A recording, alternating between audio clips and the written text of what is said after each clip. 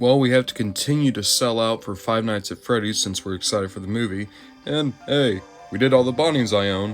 Why not do all the Chicas I own second? Because, Bonnie comes after you first, then Chica, usually.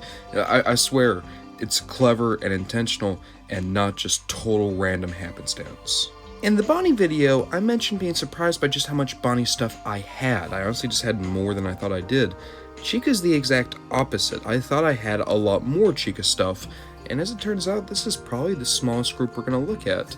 That said, we still have a good variety of Chicas here, and I think it can open up a pretty interesting conversation as to why I'm kind of perturbed by the direction Chica took. Unfortunately, I don't have the Wave 1 Chica anymore. I said in the last video that Chica was one of the Wave 1 figures I got, and they broke right out of the box, though I do still have the mold through the tie-dye Chica. The tie-dye animatronics are of course the Wave 1 animatronics, but they're using a better, more stable body, they have better quality control, and the Chica tie-dye, I'll be honest, is one of my lesser favorites. One, the bib is now just the same color as the rest of her body, so she's a little bit less, interesting to look at, but also the fact that she's still basically just yellow, just with extra red, kind of defeats the purpose. Kind of like the Bonnie I pointed out, I think that the tie-dyes work better when they're doing a totally new color. That's why I like the pink Freddy and the blue Foxy so much. You do, of course, get a Mr. Cupcake. Mr. Cupcake is sculpted incredibly well, though is the same paint color as the rest. But I do like it on Mr. Cupcake because Mr. Cupcake isn't usually yellow and red. And I will say, the tie-dye on the plastic is spectacular. Toy makers have a hard time doing tie-dye, and Funko did it incredibly well on all of these figures. Just basic overview of the articulation for the Funko figures: you have a ball joint at the head, ball joint at the shoulder, though this one's a bit impaired, ball joint at the elbow, a swivel at the wrist, sometimes a swivel at the waist, but not on these guys, ball joint on the hip, ball joint at the knee. That's universal across all the Funko figures, and because Chica, the original animatronics, are a little bit more, we'll say full-figured, they tend to have a lot more collision with their articulation points. When we get to the more modern animatronics that are a little bit slicker, that's not usually an issue. From Special Delivery, we have the Statue of Liberty Chica. That's something. So yeah, it just says July 4th, and then the year says, 1777.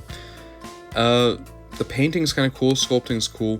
Only articulation you have is shoulder, elbow, wrist, and head. There's, of course, nothing in the body or lower body. Good bit of heft, but that's because it's just a hunk of plastic. Overall, Statue of Liberty Chica is weird. I do like it because I think it's funny, and, it's something I show my friends, and we just laugh because it's like, wow, how do you show Scott's patriotism anymore? Literally, the chicken becomes a Statue of Liberty. I do like Mr. Cupcake, though, because you can see he became the torch, so that's pretty cool, too. It's really weird to me that the highlight of both of these two Chica figures is the cupcake, but overall, I think this is a real fun one. It's just a little left field, let's say. So here's a little fun fact about the Funko action figure line. They made a unique sculpt for that Chica. They've made unique sculpts for the circus animatronics that we've not even seen yet. They've made unique sculpts for Dreadbear and some of those figures. The toy animatronics have never had a proper release. The Withered animatronics never had a proper release. For years, Funko has claimed, it would be too hard to make the molds and there's no point in it, but they made the molds for the VR games DLC. So this is High Score Chica. It's a translucent blue toy Chica. We don't have a normal toy Chica, we just have this figure, and that's really weird. I'll be honest, I really like the toy animatronics, especially Toy Bonnie, and I hate that we don't have full dedicated figures of them. At the same time, I don't like Toy Chica. I like the character, but I've never liked the design. It's weird to me that FNAF is a line centered around children. Like, it not to, make fun or disparage, Five Nights at Freddy's is made for children, right? Children's books, children's activity books, children's toys. It's meant to appeal to a younger audience. Nothing wrong with that. But the story is based around dead children haunting animatronics, and it really bothers me that one of their core characters, one of their principal animatronics, who, once again, haunted by a child, they've been trying to make sexy ever since the first game. Like, I guess like glam rock Chica, at least they have like the 80s aesthetic, and it's a little bit more palatable. Toy Chica really bothers me with just how naked an attempt it is to make it look like this is a naked chicken. But enough of that. They do have an 8-bit cupcake. 8-bit cupcake's pretty cute. Once again, favorite part about Chica is Mr. Cupcake. Next, we have Glam Rock Chica, my favorite Chica. The Glam Rocks are my favorite group of animatronics aside from the toys. And I'll be honest, this figure's not great. So, a lot of people talk about this, but the toy animatronics, or rather, the Glam Rock animatronics, their Funko figures just are really bad. They don't have the right proportions, most of them don't have the right color schemes.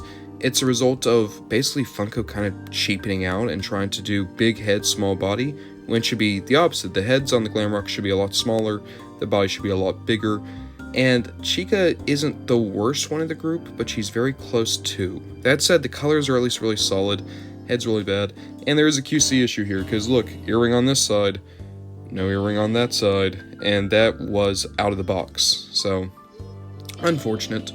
My favorite Chica character, and yet one of the figures here with the most problems. Finally, we have the newest in the line of Funko action figures. This is Circus Chica. We don't know what the circus animatronics are supposed to be.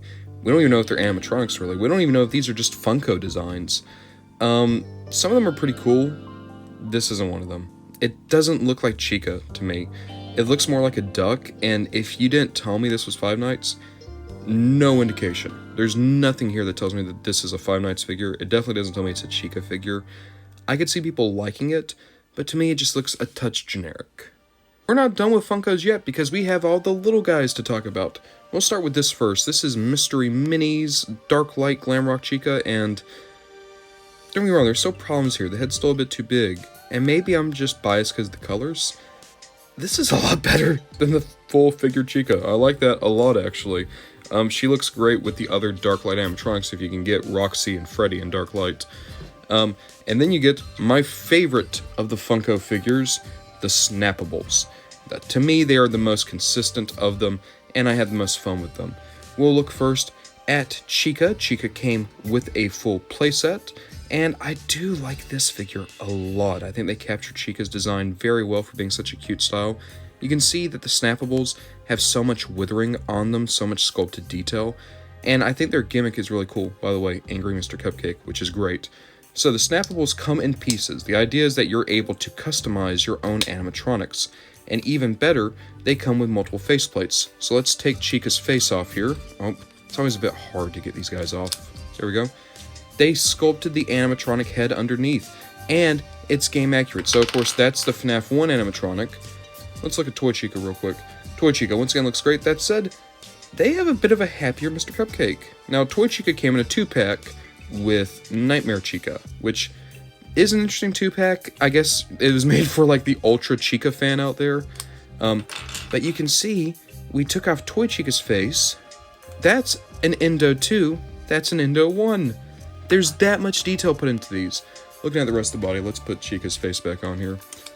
Doop. So you have, of course, like a bit of the proportions have changed. It's not just a total repaint. It's really impressive how much detail they put into what is really a gimmick line. That said, I want to keep the face off for just a second longer. And finally, Nightmare Chica. Nightmare Chica is not even the design I like. I actively dislike the Nightmare animatronics. But look at this. This is really cool too. Once again, not the same body, not the same reuse, sculpted differently, more withering. And you take that really gnarly face sculpt off. Oop, come on. Ooh.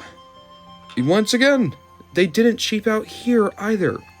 So this isn't me trying to dog on Funko, but Funko is a company that very much likes reuse in their action figures. That's part of the reason why their pops are so samey. They reuse all they can.